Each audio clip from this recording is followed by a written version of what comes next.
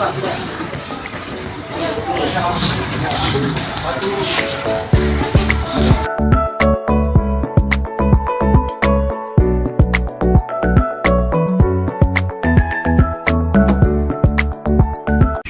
you looking for? It's me, Tioti. Style. Tanyakan itu adalah apa itu ancaman disintegrasi bangsa dan apa penyebab dan dampak dari ancaman disintegrasi bangsa tersebut. Kalau disintegrasi bangsa itu adalah suatu keadaan di mana tidak bersatu padunya atau menghilangnya keutuhan atau persatuan bangsa kita. Contohlah kita ini tidak bersatu, apalagi baru-baru ini kan Sumpah Pemuda, apalagi pemudanya tidak bersatu, jadi bisa menimbulkan perpecahan. Perpecahan itu banyak pengertiannya. Yang sekarang ini bisa juga tidak sukaan masyarakat ke pemerintah, bisa juga atau daerah-daerah dia ingin memisahkan diri dengan NKRI, bisa juga, atau dia ingin buat negara sendiri, bisa seperti itu. Yang kedua, pada tahun berapa dan tanggal berapa kejadian tersebut terjadi? Nah, kita lihat aja yang kita baru-baru ini tanggal 30 SPKI, kejadian pemberontakan G30 SPKI kan. Itu tanggal 30 September tahun yang terakhir tahun 1965. Nah, jadi pemberontakan PKI itu dampaknya sampai sekarang ini, kalau kami masih menjaga anak-anak PKI itu ada datanya semua. Jadi dia kena garis merah. Jadi kalau dia mau mendaftar, mau masuk TNI, nah itu agak susah. Nah, sampai sekarang masih kami lakukan itu.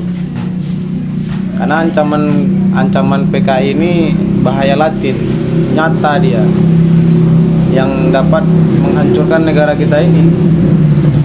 Ya salah satunya yang materi kalian ini ya perpecahan di tubuh kita sendiri, ya kan?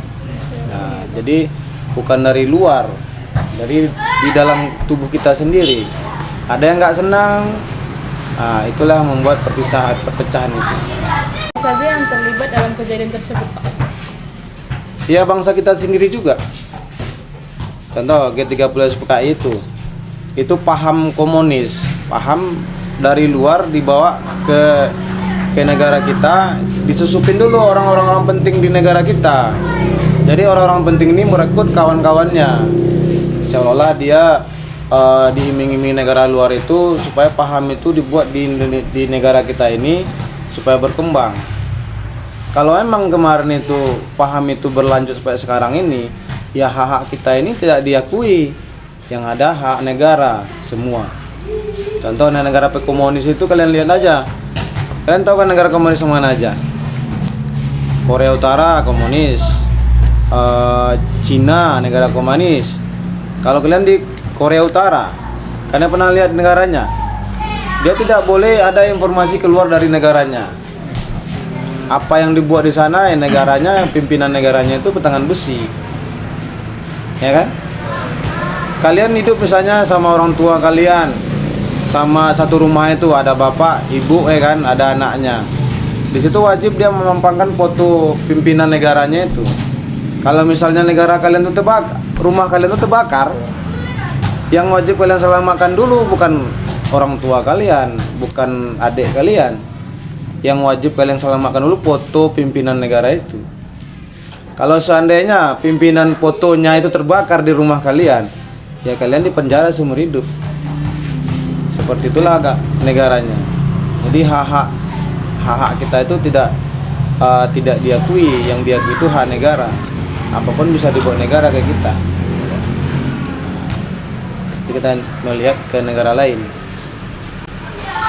Lagi? Selanjutnya Pak, di mana dan bagaimana kejadian tersebut terjadi? Kalau kita lihat pemberontakan yang besar kan PKI itu di Madiun, ya. Kalau yang baru, yang setelah itu kalian dengar apa kan, SARA tentang masalah agama, itu kejadian di Ambon, ya kan? Orang kita sama orang kita perang, merebutkan kepercayaan dia. Oh, ini agamanya yang benar, ini salah. Itu nggak boleh kita laksanakan. Apalagi kita mayoritas kita Islam. Ada juga di situ ada yang Nasrani, ada yang Buddha, Konghucu kan. Kita sama-sama menghormati. Sebenarnya kemarin itu kalau tidak memicu ke agama tidak akan terjadi konflik di Ambon itu. Yang itu antara orang Ambon sama orang Madura. Ya kan? Nah, Madura merasa hebat, orang Ambon merasa hebat juga, terjadi ribut, banyak korban. Kejadiannya luar biasa.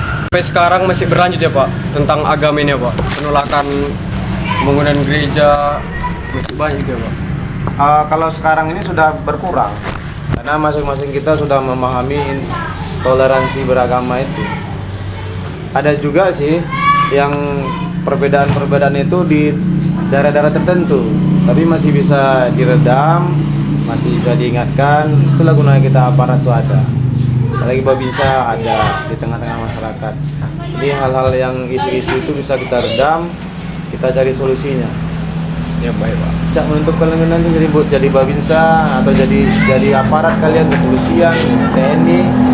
Nah, ini tugas kalian di saat damai ini seperti itu, mencegah perpecahan di antara masyarakat kita. Ya Pak. Selanjutnya Pak, dan apa penyebab sampai terjadinya kejadian tersebut? Penyebabnya ya provokator.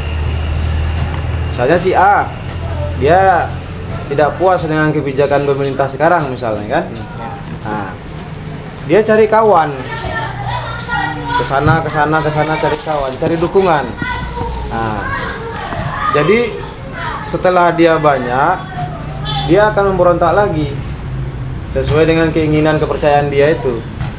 Sekarang ini kita tidak tahu kan, kalian lah istilahnya. Apa kalian tahu perkembangan anak-anak PKI sekarang? Enggak tahu kalian kan? Sementara banyak buku sudah diluncurkan dia. Aku bangga jadi anak PKI. Dia sejak zamannya reformasi ini, anak PKI itu sekarang udah ada duduk di DPR, MPR, jadi gubernur, jadi bupati, jadi camat sekarang. Jadi fenomena sekarang ini seperti gunung es. Suatu saat dia pasti mencair kan. Nah, sekarang ini kalian nggak tahu, wajar. Saya pun kadang nggak tahu.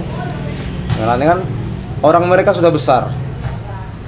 Kalau tidak intelijen kita berperan mencari informasi, pengamanan aparat kita bekerja sama, ini suatu saat akan terjadi lagi.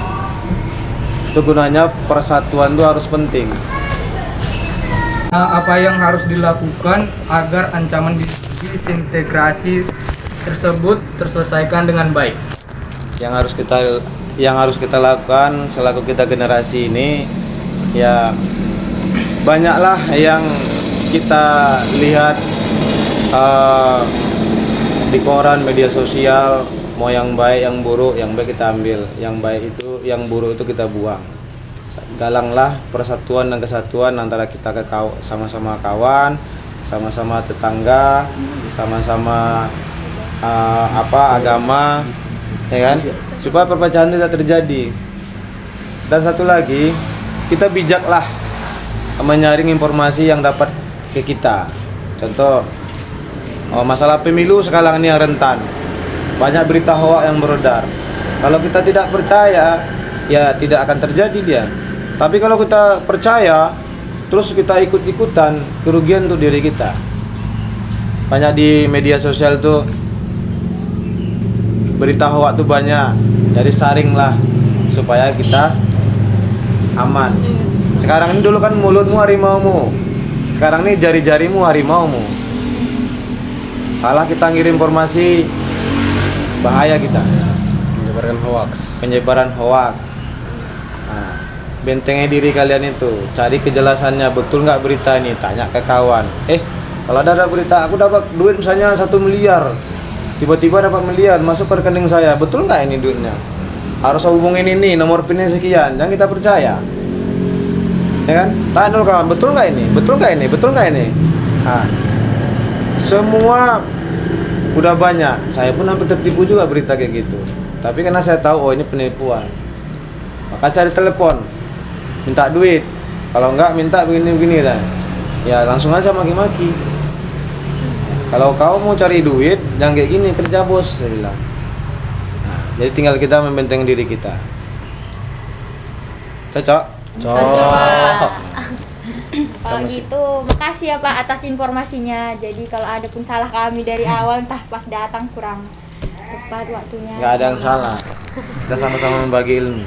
Terima kasih banyak ya, Pak. Terima kasih, Pak.